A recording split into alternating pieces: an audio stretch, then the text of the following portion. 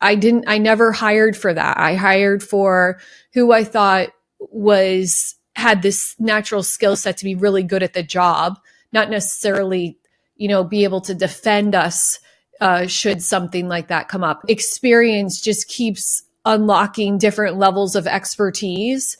And then when you share that information either with friends, colleagues, or your children, how much that can give people a step up if they're going to use that information. So welcome back to the show, Disruptors. I'm your host, Aaron Hale, and this is Point of Impact.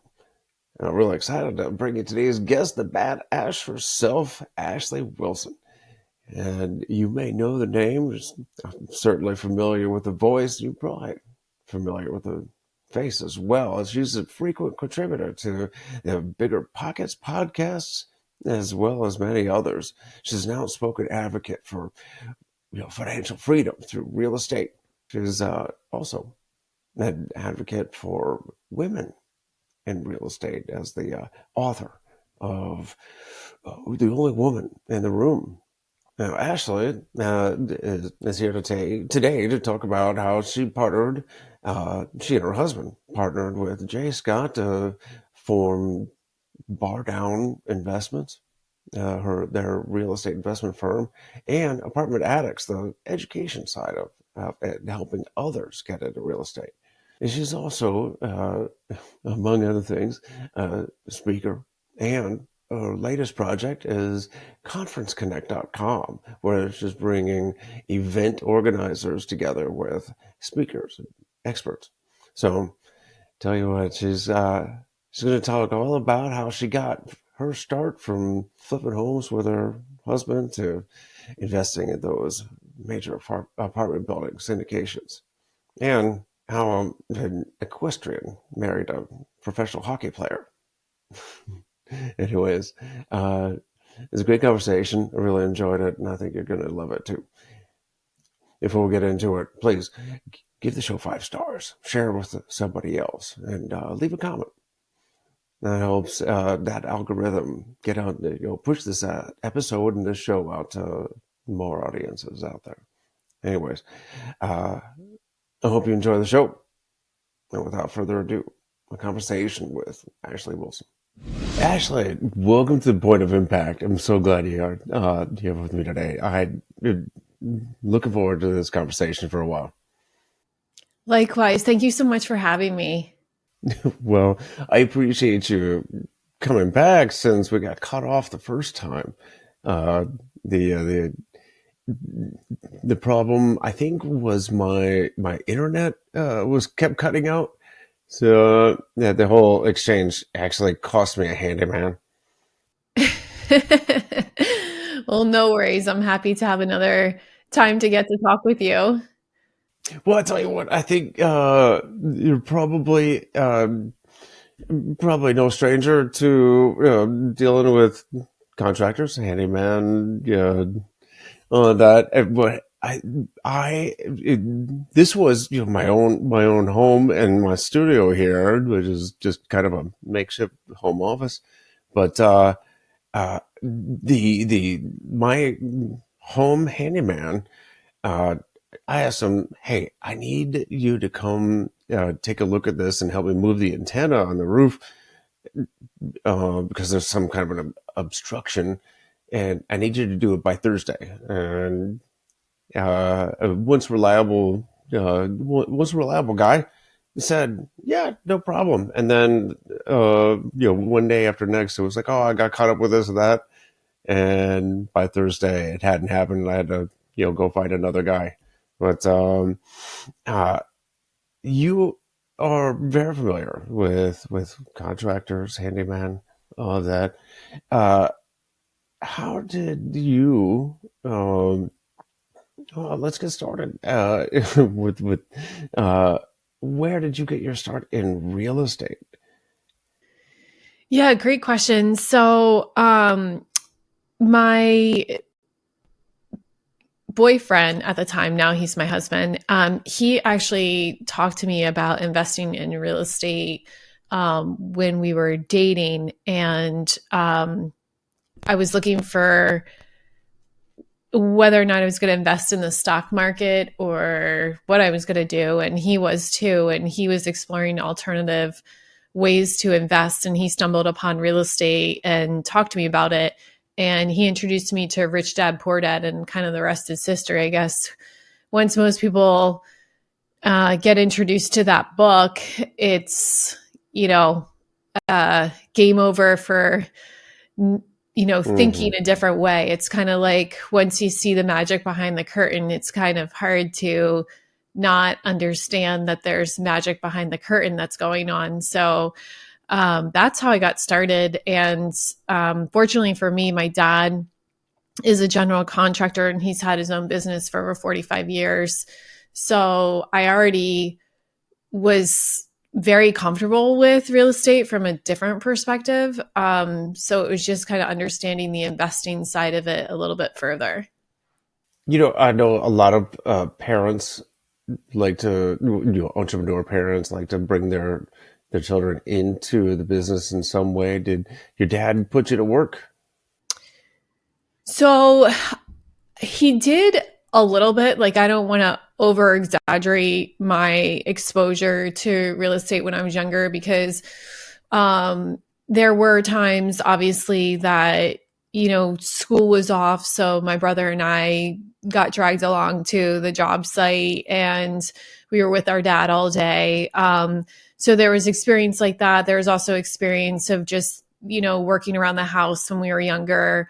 My brother definitely had more exposure than I did, because once we were in our teens and we were working, I kind of went off and was shadowing my mom, and my brother was shadowing my dad. So my brother can do everything. He's extremely handy. He's incredible. In fact, we moved into a fixer-upper and house hacked with my brother and his wife living here for a few years, and they helped to renovate our entire house as a trade-off for instead of rent. So I think we definitely got the better end of that deal. But yeah, I mean, I know all of the aspects pretty well, pretty thoroughly, and I can do a lot. The first house my dad and I ever did together, my dad and I did most of the work. So I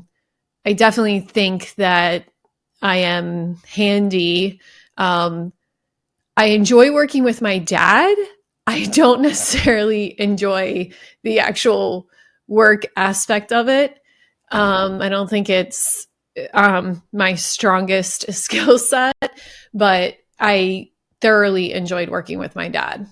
How did you go from was you got tucked into a real estate by your boyfriend at the time, your husband, and but that's not that wasn't a primary occupation. This was investing at first, right? Well, I know your husband was a pro hockey player, right? Yeah, yeah. By the way, I read an article one time. I don't know why this stuck in my head, but I heard hockey players have a hard time finding pants. Barely because they've got big butts. I don't know why that was it. Yeah, that definitely used to be very, very true. They normally have like narrow waist, big butts, and big thighs. A lot of pants weren't really made like that. I think now that there's more stretch in pants and there's definitely more diversity in clothing than there was even 10 years ago. It's a lot easier, but that was a very true and real challenge for them. Sorry about that side note. I don't know why that came up, but trust me, that's the first time I've ever been asked about that. I don't know. I don't even know where I got that. But well, it's true. He's a pro hockey player, and you you went, what's it, Colgate, right? And Yeah, I'm great trying to memory. remember. Well, I remember that stuck in my head because I went to Bowling Green State University, but I was a lacrosse player, and for some reason, um, I don't know, my student ID literally had me wearing, Bowling Green State University (BGSU) ID, student ID, had me wearing a Colgate ball cap, Colgate lacrosse, which is No way. ridiculous, but I just forgot to take it off for the picture. Uh, but anyways, and that's why that stuck in my head too. But you went into pharmaceuticals, if I'm right, and Yes. so it's kind of that's a bit of a leap, not from um, just investing, because people from all walks of life invest in, you know, diverse, assets. You went all in. How did you get from, point A to point B? That's a great question. And sometimes I like to think I'm kind of living like the real life Slumdog Millionaire story where it's like you don't understand how these connections are made, but then when you look back, it's like an obvious trail. And with respect to going from pharma to real estate, in pharma, I worked in clinical R&D. And what's interesting about it is that I mean, it's not so novel now, but I started in pharma in 2005. And at that time, it was pretty unique to work in a remote capacity. So I don't necessarily mean that I worked entirely from home. I did for part of my career in pharma, a significant part of my career in pharma. But what I mean by work remote is that the majority of my colleagues for almost my entire career in pharma were not co-located. So I worked with, when I first started, I worked with folks actually, my entire career, I worked with folks all over the world. So my colleagues and counterparts, everything had to be done in a remote capacity. Why that is, I think, important to the story and how it translates to real estate and um, kind of creates this path of how it was able to be successful in real estate is because from an operational standpoint, I think when you are investing long distance or managing from afar, it forces you to create operational efficiencies because you can't step in and physically be the savior when things go wrong. You need safeguards. So it forced me to not only understand, but develop processes that allow for remote working to be done, successful project completion, and understanding that communication is literally the number one reason whether or not a project is successful or not in any industry. Doesn't matter. Communication. I can literally say that every failure in business is most likely due to a breakdown in communication at some level. There's some sort of communication breakdown, and then, follow up safeguards weren't put in place or change of plan wasn't performed. So this kind of carved that path and that understanding of how important um, operations were and are, so that when I started in real estate, the first investment I did was half house hack, half short-term rental. And when it was a short-term rental, I was not located in that city. So I had to have a lot of processes in place that allowed for me to manage that rental from afar. This is pre whatever the door cam systems are called and the automatic locks. I mean, this is still with a key and a lock. And because of that, you have to develop a different system. So that was my first investment all the way to today. I don't own any investments even in the same state that I'm in. We're partnered on one that's in the same time zone, but all the other ones are in different time zones. So, I've never really invested in, even when I did do flipping in Pennsylvania, the majority of time that I worked in that company, I lived in Europe.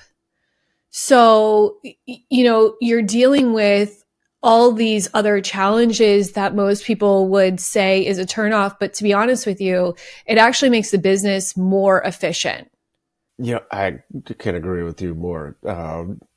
Being a blind person, uh, it's not very safe for me to just jump in a car and go check out a potential investment property or, you know, fix a lockout or something. So just the same as working remote, I mean, everything is kind of remote for me. So I had to, right at the beginning, develop a team, right? Like David Green's Core Four, Yep. same thing. Right, wherever my real estate is, I gotta find that deal finder, the property manager, or what was it the lender and handyman or contractor, the fixer. But also, you mentioned your first was short-term rental, STR, which of course with the team, one of the key members is the housekeeper. But that kind of jumped out at me also because I know house hacking. You said you were part-time living in it, but and that's a great way for somebody to get it started in real estate. But short-term rental, that's a whole nother business. How did you like what made you decide, you and your husband decide to start with a short-term rental? Yeah. And just backing up while you're saying that, I was trying to look for something I saw a couple of days ago that said something like, um, you make your first 100, your systems make your first 100,000 or something like that, but teams make your first million. And I felt like that it was something like that. I'm paraphrasing because I couldn't find it while you were Oh talking, yeah. but Who it was so I read well that same said. thing. Yeah, it's amazing. Like I didn't kind of I don't think I would have realized that before I've gone through this process. And there's a lot of things where you look back in your life. I'm turning 42 this weekend, and you look back in your life and you're like, oh my gosh, it makes so much sense why people that have gone through what I've gone through, they're the next generation is set up so much better than I was set up. And not saying anything negative about my parents, because I am where I am today because of my parents. My parents went, I mean, they broke the mold. They broke, the generational tradition of where we were socioeconomically. And there's a lot of incredible things my parents did. So it wasn't a knock on that. It was just to say that so many experiences breed knowledge, understanding, and just kind of a better way to win the game of life. And once you have not only the exposure to something, but you actually live through that experience. So the exposure, what I mean by the exposure is just the knowledge of it, the Hmm. knowledge that exists after reading Rich Dad Poor Dad. There's a difference between reading Rich Dad Poor Dad and then actually going out and investing in different sides of the investment, whether it be equity or debt, for example, right? That's just one example, right? But when you've lived that, you realize like, okay, this is a unique aspect of doing it this way versus this. And depending on the market cycle, what you should do to be most successful, right? We're seeing that today with the drastic change in interest rates, for example. But, it's just interesting to look back and then say, it's really teams. Like I stressed on communication before. And, truth be told, once you're in real estate long enough and once you're in business long enough and your business is big enough, you're going to be in lawsuits. Like it's inevitable. It's funny. I look and I realize like once both of my businesses in real estate were making millions, that's when all the lawsuits came, right? They don't come when like you're up and coming. Typically, sometimes people get unlucky and they get hit right away, but inevitably you're going to get involved in a lawsuit. So, I'm in several right now. And in one of them, I was just deposed and I was thinking to myself, the CEO of Blackstone isn't sitting in a deposition in these types of depositions. And that yesterday when I was thinking about that, as I was sitting in one, I thought, wow, I never really thought about when hiring for that, like hiring for someone who's competent enough that eventually there'll be some sort of lawsuit in which they'll need to be competent enough to sit through a deposition, right? I mean, Blackstone's team, I'm sure lots of them have sat through depositions, right? And I was just thinking to myself, that's another level that's been unlocked, right? I never hired for that. I hired for who I thought had this natural skill set to be really good at the job, not necessarily, be able to defend us should something like that come up. Anyway, I know that's not your question, but it's just interesting how experience just keeps unlocking different levels of expertise. And then when you share that information either with friends, colleagues, or your children, how much that can give people a step up if they're going to use that information. So, I think that that saying that I read. It's been not nagging at me since you mentioned it. I think it's like your skills made you your first 1,000, your systems made your first 100,000, and your team made you your first million, or something like that. yeah, But I think that's what it is, not the way I said it. I don't know. I'm gonna have to find it. But there's so many great little memes and quotes that I read on Facebook or something, and then I just say I gotta remember that, and then 10 minutes later it's gone. Um, but you've mentioned Rich Dad Poor Dad a couple times, and what's funny about that is it's maybe the most almost cliche, I mean, definitely cliched real estate book ever mentioned. And I think it's when in Bigger Pockets, when they're doing the final four questions, your favorite real estate book, I think it was mentioned like 95% of the time. Somebody did the calculus on that. But it's real estate's almost not even mentioned at all in that book. And I thought that was interesting because I know, Robert Kiyosaki made most of his money in real estate, but he didn't write about it. It was just opening the curtain, flipping the switch from being an investor and owning assets from being a consumer. And once you flip that switch and made the realization, started investing in real estate, you quickly realized you didn't want to be the one using your skills. You didn't want to be the one doing the hard work.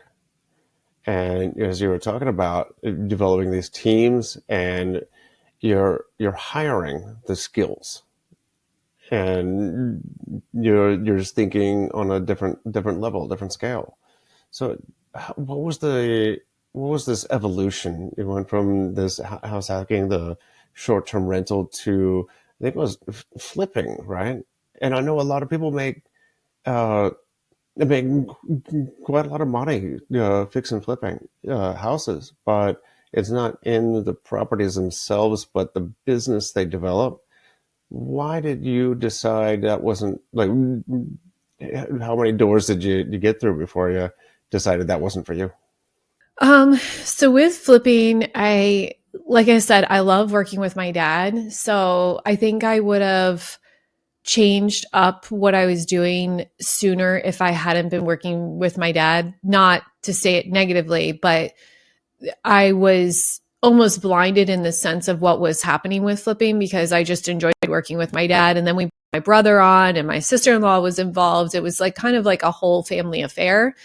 And I really enjoy, and my husband was a realtor. So like everyone was kind of in this ecosystem, and it was this fear of, okay, if I leave, and anyone who knows me knows that I am very alpha. I'm the driver. And like, so with that comes this kind of responsibility of like, okay, if I leave, where do the chips fall? Like, are they going to be able to survive without me? Like there's a lot of insecurity there. Um, so it really delayed my action for years. I mean, it really like kept me up at night. It was really a very hard decision for me. And the reality was that like in the end, like no one was really bothered by my decision to want to do something else. And then to your question is, why did I want to do something else? Where was that light bulb moment? The light bulb moment actually, I think it was, so I started flipping in, I think it was 2014. And then I think our last flip was closed in like 2022 or something like that. And I think the light bulb moment was like in 2018 or something. I mean, it wasn't too terribly long after I started, and it was because I received a six-figure tax bill. And once I received a six-figure tax bill, some of the houses we were doing at the time, we were getting six figures in profit. So I literally looked at one of the projects we had done and I said, I just did that for free. Like as soon as I got that tax bill, it was like, I literally worked for the government for that house.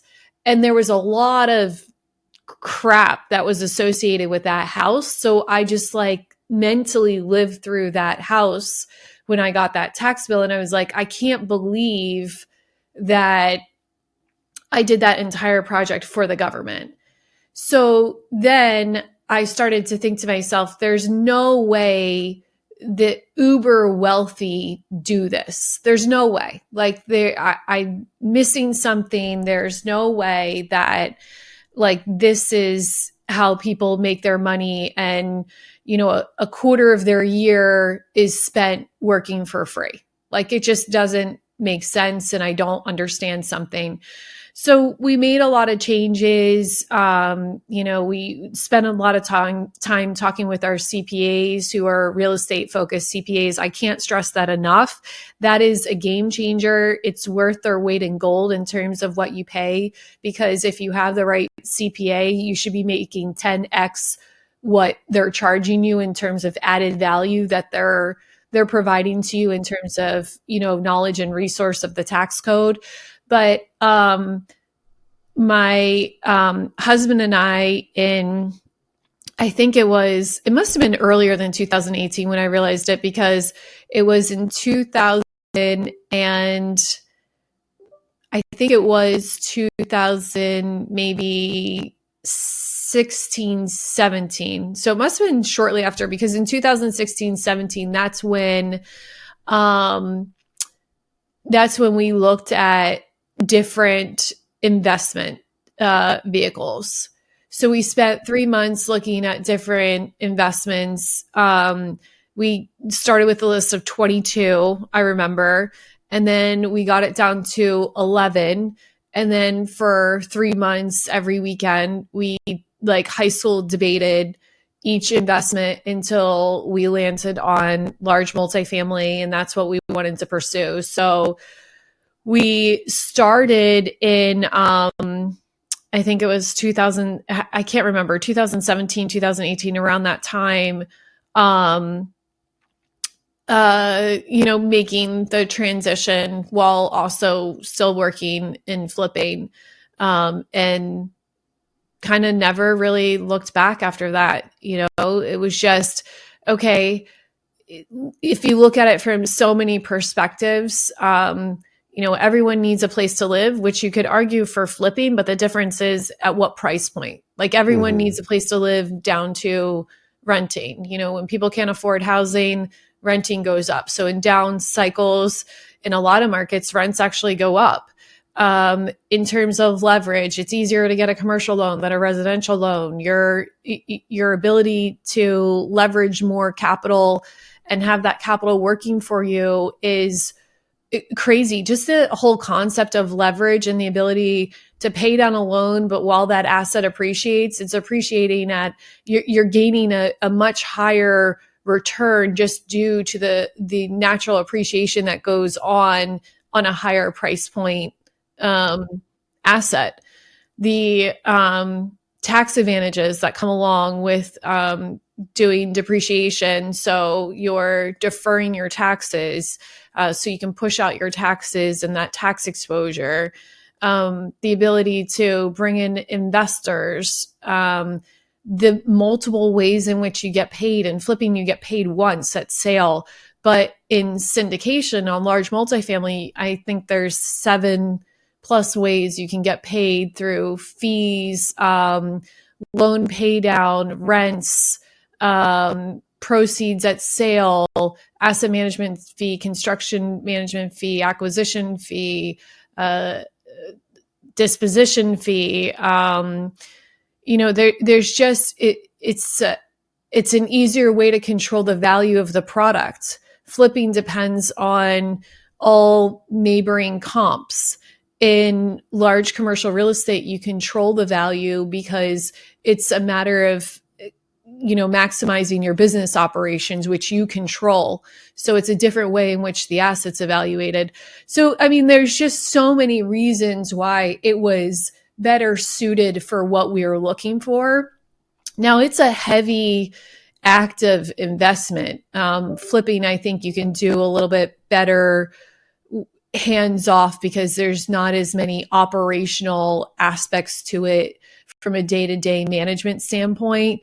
But at the same time, the upside is significantly greater. So we made the transition. After these messages, we'll be right back. I'd like to thank the sponsor of this episode, Extraordinary Delights, EODFudge.com. Extraordinary Delights is a disabled veteran, family-owned small business making handcrafted fudge and other sweet treats for the chocolate-loving patriots just like you. Go to EODFudge.com and check out some of our delicious flavors like triple threat chocolate with or without walnuts, mint dark chocolate, strawberry and creamy white chocolate, or my personal favorite, American Pick-Me-Up, an all-American version of tiramisu. While you're there, go to the apparel store and check out our awesome t-shirts, polos, and the baddest tactical apron on the market.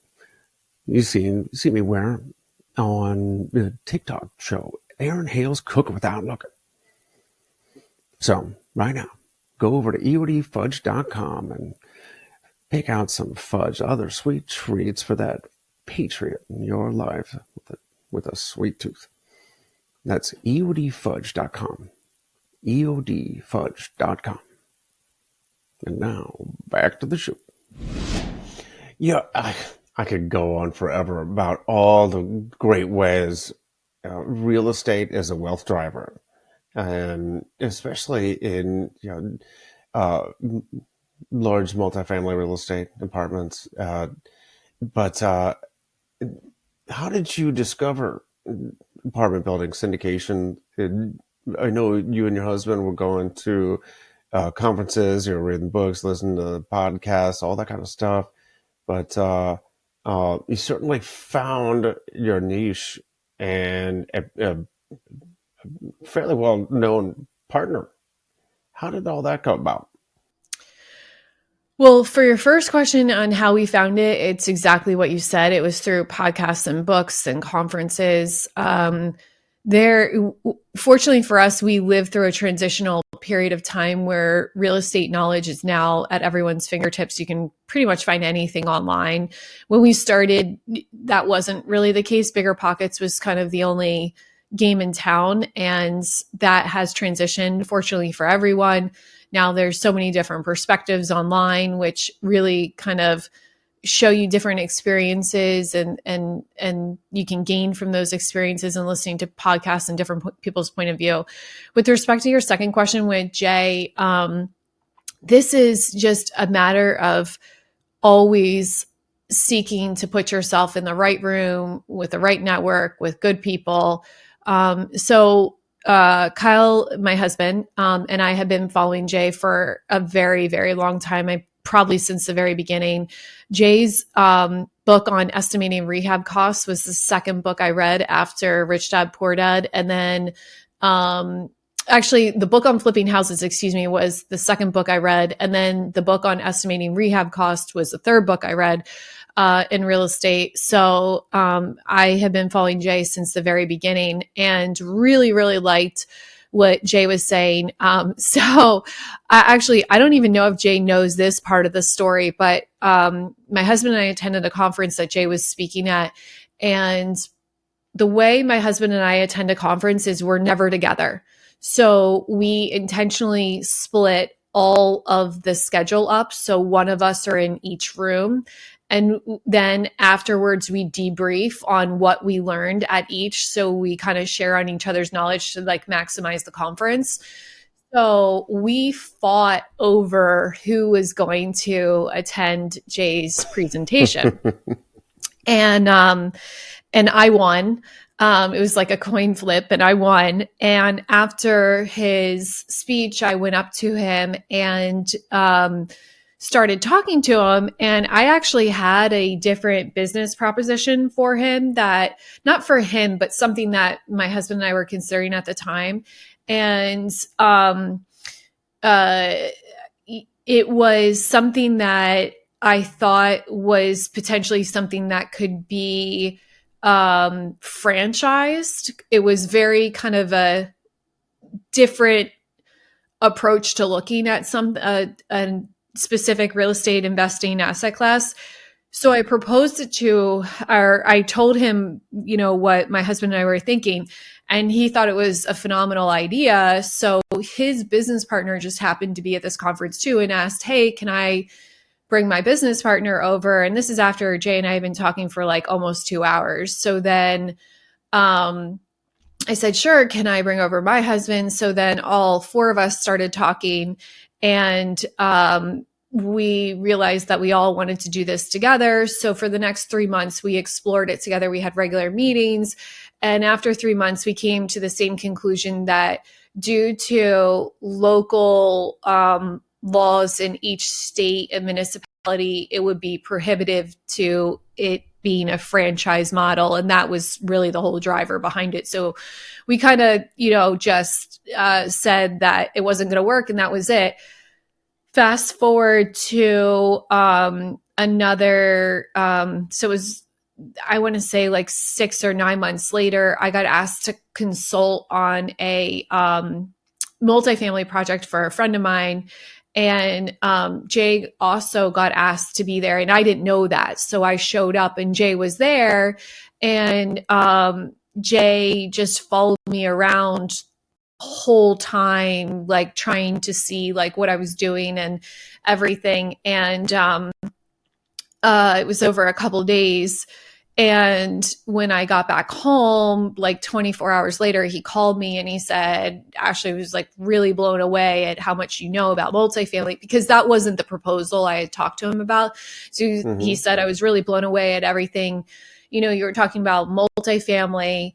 can you teach me everything you know about multifamily, and I'll do whatever you want. Like, I'll work for you for free. Just as a trade-off, will you teach me everything about multifamily? And I said, sure, no problem. So I did. Jay was literally like student one for me. So, which is so ironic because Jay is the one who taught me, so it's like the teacher, the student teaching the teacher, right?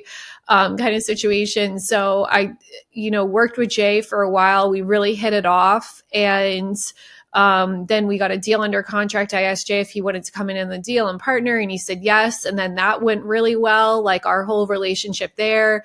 So it was less than a year later, I said to my husband, because my husband wanted to take a step back he really did not want to be as active in the business and at the time. And I said to him, literally when we had the conversation, I said, I want to partner with Jay. Like, there's no question in my mind. I want to partner with Jay.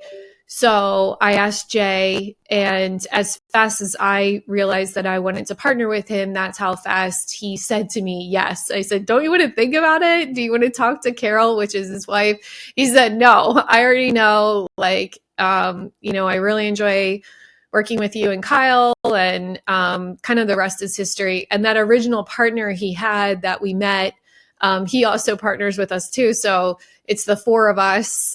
So it's crazy because we met years and years ago. And it's interesting how, you can bring together a group of people who have different expertise. And, if they work together well and have different expertise, it's not saying that everything you throw at them like will be successful, but there's certain things like within our lanes that we've had success at. And I think it's because we're all different. We're all unique. Actually, that partner is ex-military as well. He has a completely different background and mindset on things that is incredibly beneficial for everything we do. So it's just really unique to have all of these different experiences and personalities. And I think it all balances because of the four of us are so different. We're all very, very different, but we're very ethically aligned, and we're all very motivated and respectful of each other. So, it makes for a great partnership. Certainly, worse minds you could partner with than Jay, but now he's getting drunk. With my husband. To clarify that, but he's got the podcast with drunk real estate. I didn't want to leave it like that, but that sounds great. So you started partnering. You taught him, and then you partnered with him. And what's the business look like today? So we have several properties that we own and operate. And then we also have a fund where we partner with other folks and we help with operations, but it's more for folks who are looking to diversify in different markets with different operators, different asset classes even. So we have that. Jay and I started a coaching program going on 4 years ago this spring called Apartment Addicts, which is a lot of fun. It's incredible to watch people's success. To be honest with you, I think I get like more excitement, more serotonin from other people's success than our own success. Whether that's good or bad, I don't know, but I love seeing our students have success. It really like invigorates me and makes me so proud. So I'm just really grateful to get to witness that. And then My husband and Jay have Drunk Real Estate, as you mentioned earlier. They have a podcast, and they have DRE Daily, which is a newsletter that goes out every morning. That is incredible. I love that newsletter. It's you can digest it in 5 minutes, and it's all the top topics in the news, and it's like what's going on and why it matters. That's really every single topic that they hit with a scorecard of the stock market and interest rates and 10-year treasury. So that's really good. And then last but not least, it'll be a year in February. I launched Conference Connect. So we're also all partners in that as well. And Conference Connect is a marketplace bringing together event organizers, speakers, and attendees in one platform. So you can read reviews of events before buying a ticket. And that way you have confidence, especially events are, really pricey. So you have some confidence knowing that you're going to attend a good event, and you can read reviews as speakers. So not only for an attendee to see, whether or not the speaker is good, but also for event organizers to have confidence. The irony is, I do a lot of podcasts, and I used to do a lot of speaking at conferences. And this year in 2024, I was only asked to speak at one conference. And it was at the beginning of the year. And I actually wasn't even asked. I was interviewed to speak at a conference. And the first and only question they asked me was, how big is my social media following and my outreach? So I found that to be concerning because it's a conflict of interest. Event organizers need to sell tickets, and I get it. They need people to come on stage, you draw an audience, and have a huge social media following that will pay for the tickets. I get that, but think about the disservice that does to the attendees, because the attendees then are hearing from people who they think are providing the best information, which in some cases they are, but in some cases they aren't. Typically, people who are very good at what they do are very niche. And when they're very niche, they typically don't have huge followings. So for example, the multifamily industry is an industry that is very, going through tough times right now. There are a lot of people who've had properties foreclosed on. There are a lot of folks who've done capital calls, who have lost investors' money. And a lot of those folks have huge followings. So to me, to go after just folks that have all of these huge followings and not necessarily ask, okay, do you have a property that you're about to lose? Have you ever done a capital call? Are you in any lawsuits with your properties? I mean, those are things to me, I think are more pertinent questions to ask than how many followers do you have on social media to step on stage. So, I think because of that, it's important that we have better safeguards for who we're getting our information from. So that's, one of the reasons why I thought it would be better to have a platform where kind of audience helps provide credibility for speakers. And it's not just about, watching something that's captivating at the end of the night when your brain is full and you just need to be entertained. That to me is not the same person typically that I want to go and pay $1,000 to sit in the audience and hear advice that's going to impact my business or my life. I think that's a great example of correlation. It doesn't necessarily mean causation, where you might have somebody that's very popular, just very entertaining, but maybe not actually bring a lot of information or education to the conference that they're speaking to. It just means that they can they have a louder voice online. And sometimes they can coincide, but sometimes you're just not bringing enough value. Now, maybe it's a good time to introduce the book. How did that come about? So the book came about, I don't even know if it was the same conference that Jay was at or not. It may have been, but interesting, that conference, I guess. Maybe I should get that conference to come back because it changed my life. If it wasn't at that conference, that conference was held 2 years in a row, and it was at one of those conferences. But either way, that conference had a major impact on my life. So I attended Mid-Atlantic Summit held by Dave Van Horn. And Dave Van Horn is someone I've looked up to for my entire career. I've never outgrown looking up to Dave Van Horn. So if anyone wants to be inspired, Dave Van Horn is, oh my God, he's incredible. Every single time I talk with him, he'll say something that I'll later dissect for 2 hours after we're done talking, because he's just so brilliant and has so much experience. But Dave held this conference, and at the conference were the founders of the Real Estate Invest Her community. So it's Andressa Gadelli and Liz Faircloth. And they invited every woman in attendance to have lunch together. And literally 2 tables were pushed together. There were 16 women out of 450 attendees in this room having lunch together.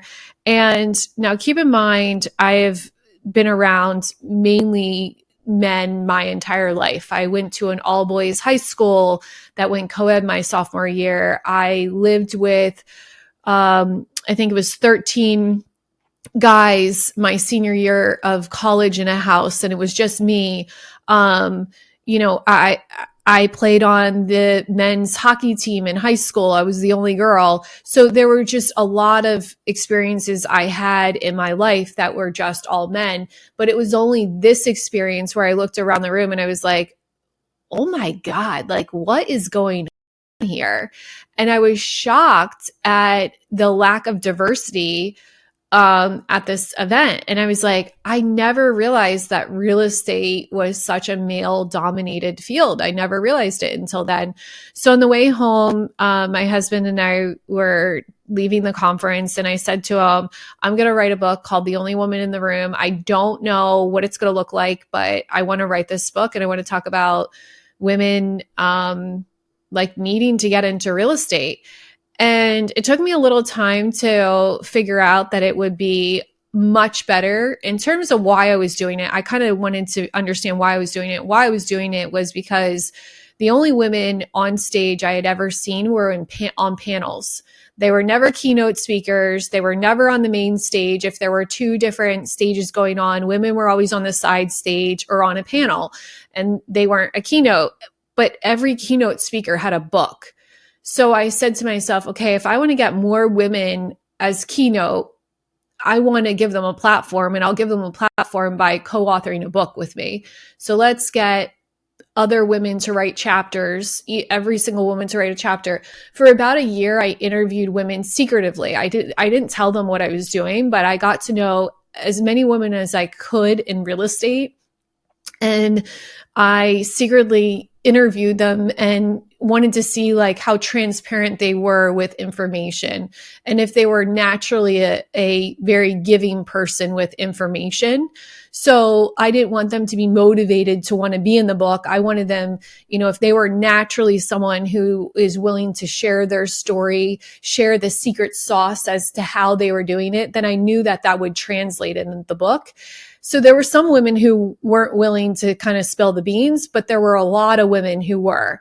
And those women were all of the women that I invited to be in the book. And what I wanted was any single person, not a woman, but any single person who picked up the book to be able to relate to at least one person in the book. So it was important to me to have diversity in all different fronts in the book, whether it was sexual orientation, heritage, age, wealth, upbringing, not even being born in the US, if they're expats.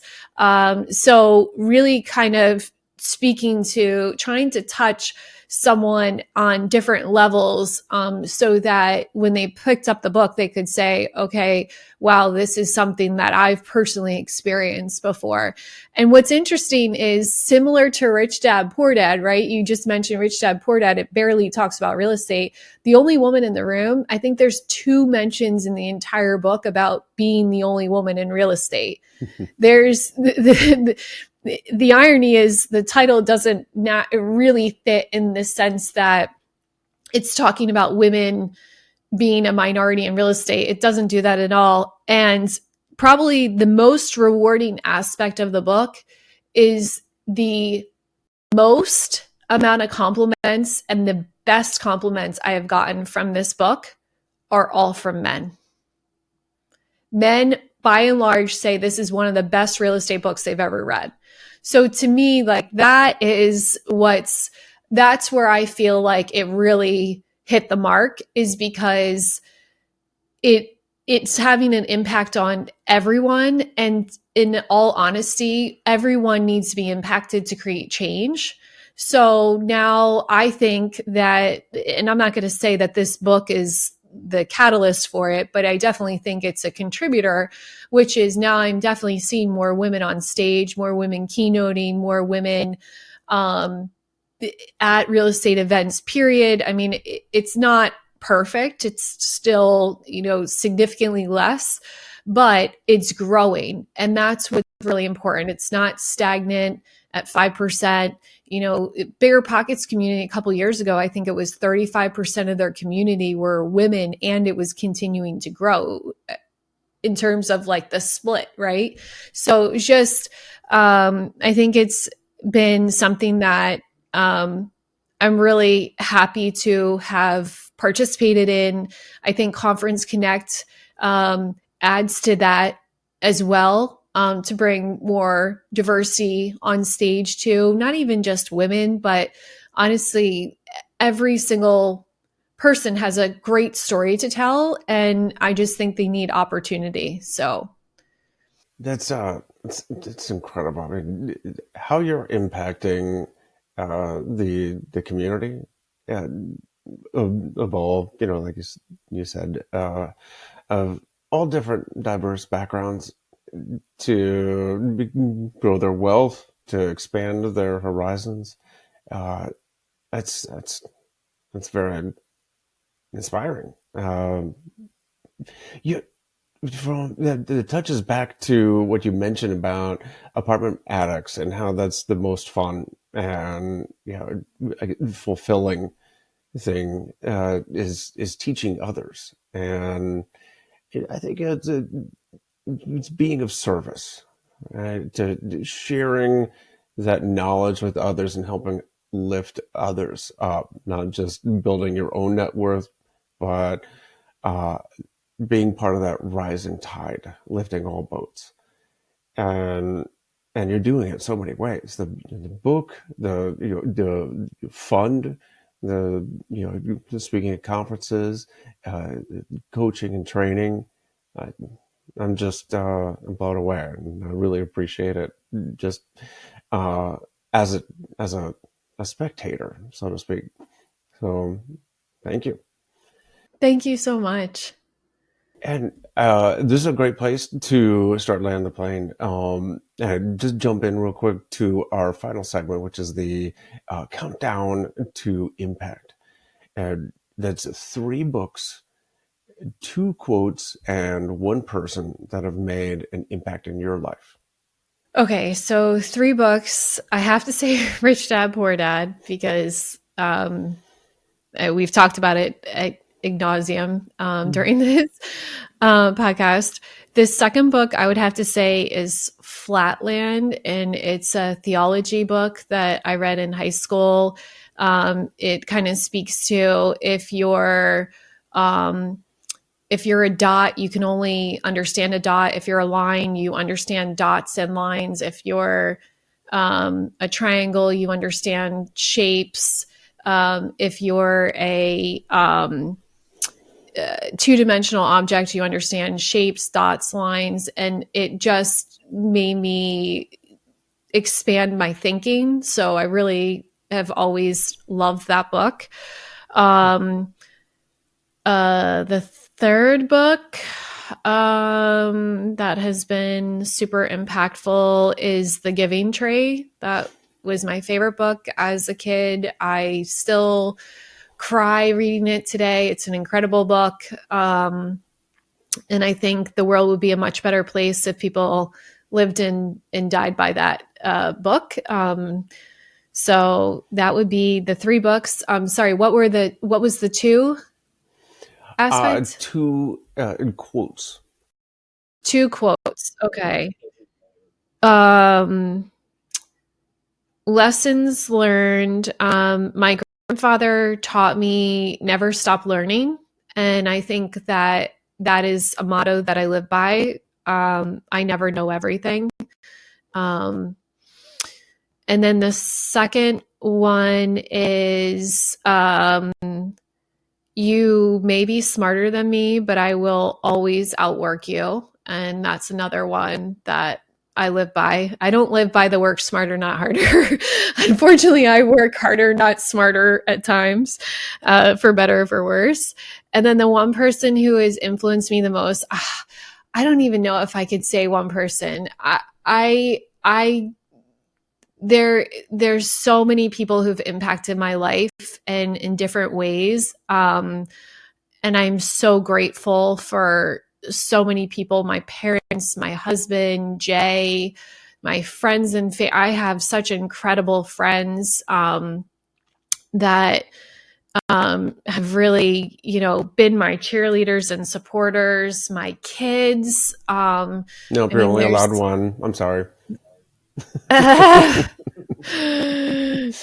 can't answer. I really can't answer that question. Too many people. I guess I'm truly blessed to not be able to answer that question. I love it. That's the best answer yet. Well, I appreciate all of that. And final question here is, if people want to find out more about you, where should they go? You can follow me on Instagram at Bad Ash Investor. That's where I share everything that I'm doing.